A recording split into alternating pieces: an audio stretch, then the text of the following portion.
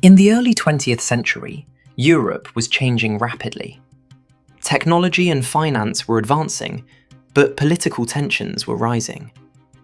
In London, families from across the continent came seeking stability and a safer life. On the 19th of May 1909, in Hampstead, North London, a child was born into that uncertain European moment. His name was Nicholas George Wertheim. History would later know him as Nicholas Winton, a man whose most consequential work would be carried out not with a uniform or a weapon, but with lists, letters, signatures, and determination. Nicholas's parents, Rudolf Wertheim and Barbara Wertheimer, were German Jews who had moved to Britain 2 years before Nicholas was born. Rudolf was a bank manager, and Barbara came from an educated, intellectually respected family. Nicholas was the middle of 3 children. His elder sister, Charlotte, was born in 1908. His younger brother, Robert, would follow in 1914. In Britain, assimilation was not simply cultural, it was often a strategy of survival. The Wertheims made decisions designed to reduce friction with their surroundings. The family name was changed from Wertheim to Winton, an effort to integrate more fully into British life. They also converted to Christianity, and Nicholas was baptised. These were not merely personal choices, they were signals, intended to smooth a path in a society where a recently immigrant German Jewish background could quietly close doors, even without explanation. In 1923, Nicholas entered Stowe School, a newly opened institution. Stowe was part of a British tradition that aimed to produce polished, capable men for leadership and professional life. But Winton did not follow the expected academic trajectory. He left without qualifications.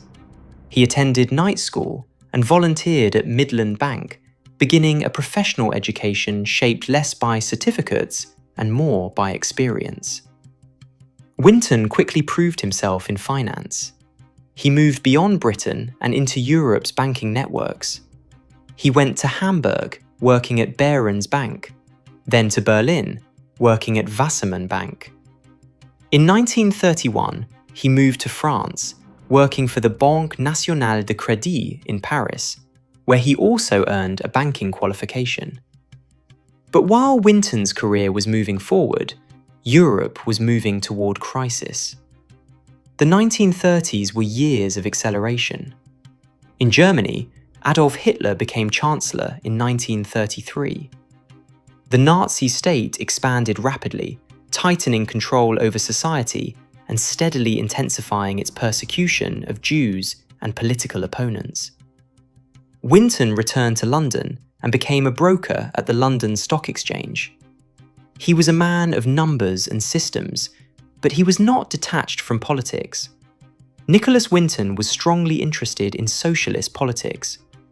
In London, he spent time around people connected to Britain's labour movement, including figures like Aneurin Bevan, Jenny Lee, and Tom Dryburgh. Through his friend Martin Blake, he also became part of a group that strongly opposed appeasing Hitler and warned early about the growing danger of Nazi Germany.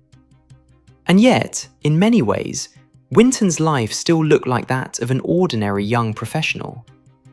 Alongside his work, Winton pursued sport with unusual seriousness. At school, he had become an outstanding fencer, and in 1938, he was selected for the British team. He hoped to compete in the 1940 Olympic Games, an ambition that would be overtaken by history. The Games were cancelled as Europe moved toward war. Shortly before Christmas 1938, Nicholas Winton planned a skiing holiday in Switzerland. It was a routine decision, a brief escape at the end of the year. Then a message came. He received a call for help from Marie Schmolke and Doreen Warriner, who were involved in refugee support work. Winton changed his plans. Instead of Switzerland, he travelled to Prague, the capital of Czechoslovakia, responding to a request from his friend Martin Blake who was working there as an associate of the British Committee for Refugees from Czechoslovakia. The timing could not have been more critical. Czechoslovakia was under immense pressure. In September 1938, European leaders signed the Munich Agreement, allowing Hitler to take the Sudetenland, a border region of Czechoslovakia, without a fight. Refugees, many of them Jews, poured into Prague and other regions of the country, trying to escape areas now under Nazi influence. But Prague was also not a safe refuge. It was only a pause before the next collapse. Everyone knew that if Germany occupied the rest of Czechoslovakia, the people trapped in Prague would be next. So, families looked for a way out, and for many, Britain was their best hope. When Winton arrived in Prague, he found that relief efforts were being run with urgency. Volunteers worked alongside local committees, operating under extreme strain. In the absence of large-scale state action, individuals and small organisations tried to create escape routes. Many of them set up their office in an almost symbolic location. At a dining room table in a hotel in Wenceslas Square. It was from this improvised base that a rescue operation began to take shape, one that would later be known as the Czech Kindertransport. Winton would remain in Prague for only about 3 weeks, leaving in January 1939, 2 months before the German occupation of Czechoslovakia. But those 3 weeks were enough to set in motion a process that would determine hundreds of lives. In Britain, there had been a crucial development.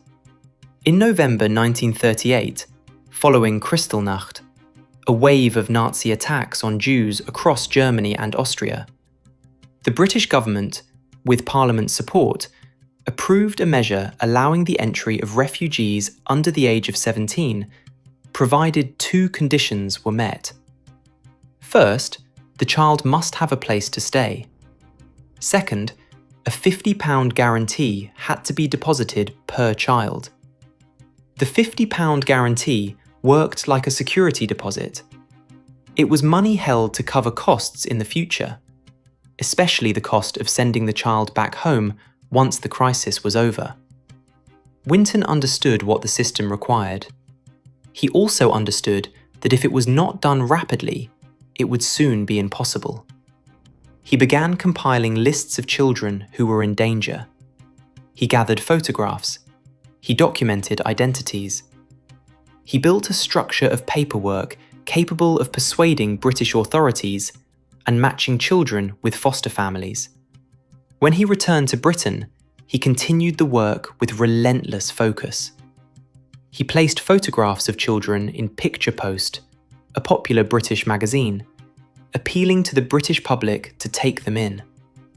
Winton also tried to widen the rescue beyond Britain. He wrote to American politicians, including President Franklin D. Roosevelt, urging the United States to take more children. Later, he would say that 2,000 more might have been saved if the Americans had helped. But only Sweden, besides Britain, took significant numbers. Now, finding foster families and getting approvals was only half the battle. The children still had to make the journey safely. The transport route depended on one critical passage: crossing into the Netherlands, where children would board a ferry at the Hook of Holland, a major port on the Dutch coast. But after Kristallnacht, the Dutch government officially closed its borders to Jewish refugees. The Royal Netherlands Marechaussee, the Dutch military police, searched for them and returned any found to Germany. This made the journey precarious. Even if Britain agreed to take the children, even if papers were prepared, even if sponsors were found, a single refusal at the border could undo everything. Winton succeeded, thanks to British guarantees/approvals he had obtained. It allowed passage. After the first train of refugees crossed into the Netherlands, escorted by Tessa Roundtree, a Quaker volunteer helping refugees, the process became smoother. But the fragility remained. And yet, train after train moved. By the end, Winton had found homes in Britain for 669 children. For the children, it meant survival. For many parents, it was a farewell. Most children would never see their parents again. Many of those left behind were later murdered in Auschwitz, the largest Nazi extermination camp, and in other parts of the Nazi killing system. The rescue effort had a final planned transport. A group of around 250 children was scheduled to leave Prague on the 1st of September 1939. But that date is one of the most infamous in modern history. It was the day Hitler invaded Poland. The day the Second World War began. The train did not depart. The children were left behind, and most were later caught under Nazi rule. Of the 250 due to leave that day, only 2 are known to have survived the war. Although Nicholas Winton became the most recognised name linked to the Czech Kindertransport, he was never the only one involved. He repeatedly acknowledged the work of others in Prague, including Doreen Warriner, Trevor Chadwick, Nicholas Stopford, Beatrice Wellington, Josephine Pike, and Bill Barazetti. Winton himself stayed in Prague only briefly and left before the German occupation. He later wrote that Chadwick, in particular, dealt with all the considerable problems and continued even when it became difficult and dangerous.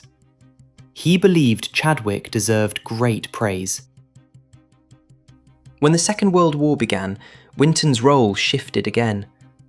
At first, he did not want to join the British Army, and he registered as a conscientious objector, someone who refuses to fight in war for moral reasons. Later, he worked with the Red Cross instead. But in 1940, he rescinded his objections and joined the Royal Air Force, Administrative and Special Duties Branch. He began as an aircraftman, rose to sergeant, and in June 1944 he was commissioned as an acting pilot officer on probation. He was promoted to pilot officer in August 1944, then to war substantive flying officer in February 1945. He remained in the Air Force after the war and eventually relinquished his commission in 1954, retaining the honorary rank of flight lieutenant.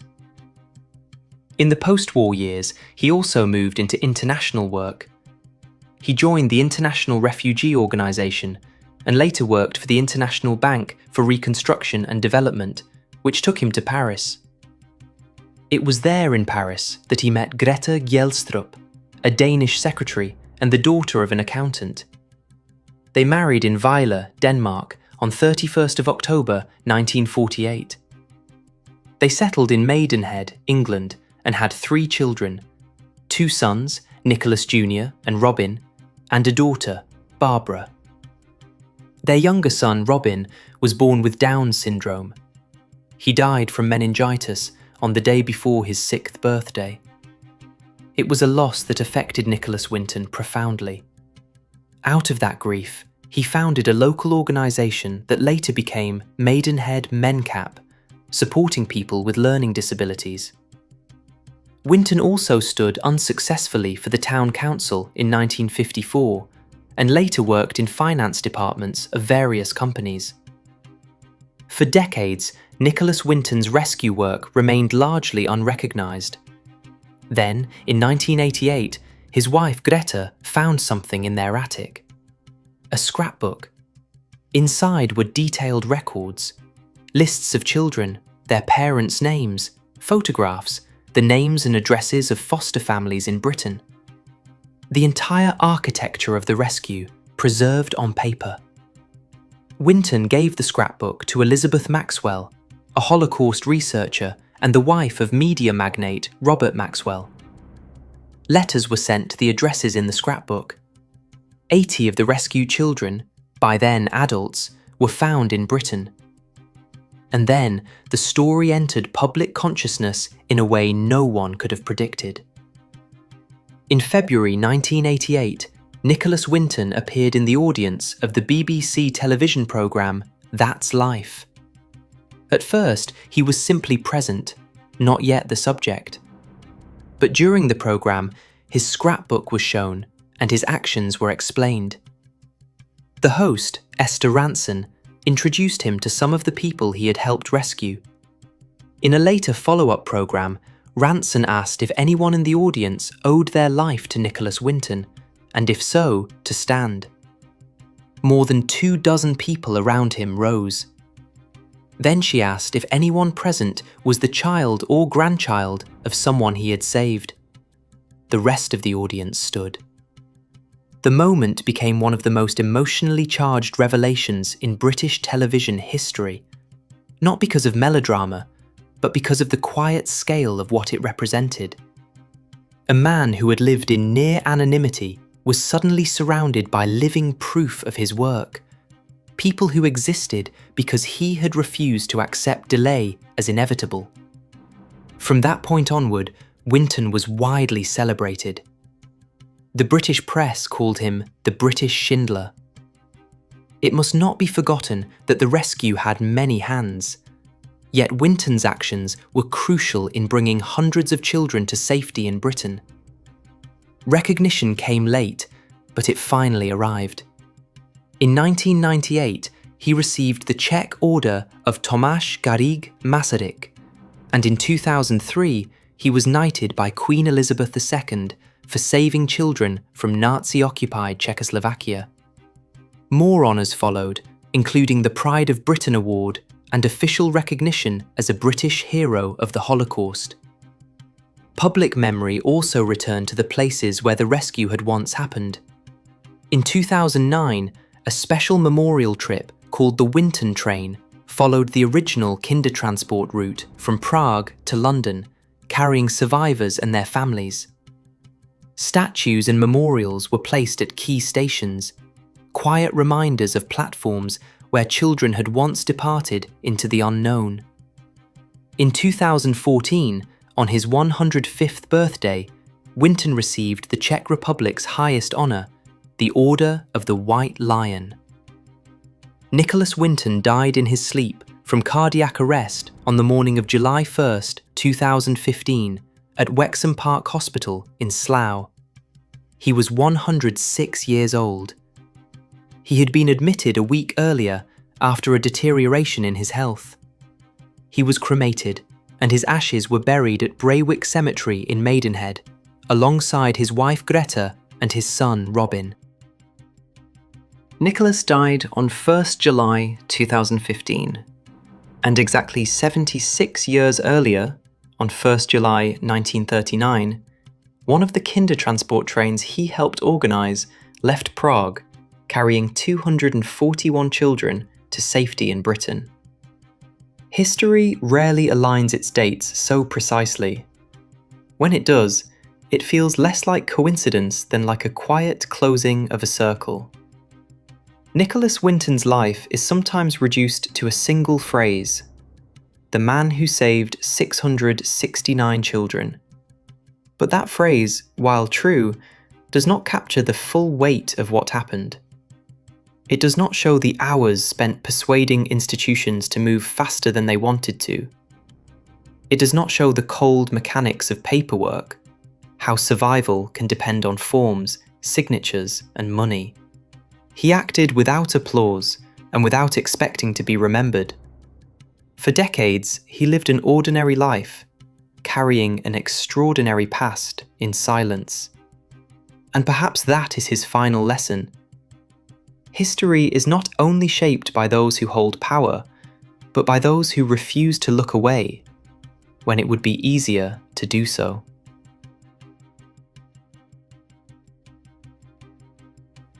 You have been watching the Life Casebook. Thank you so much, and have a great, great day.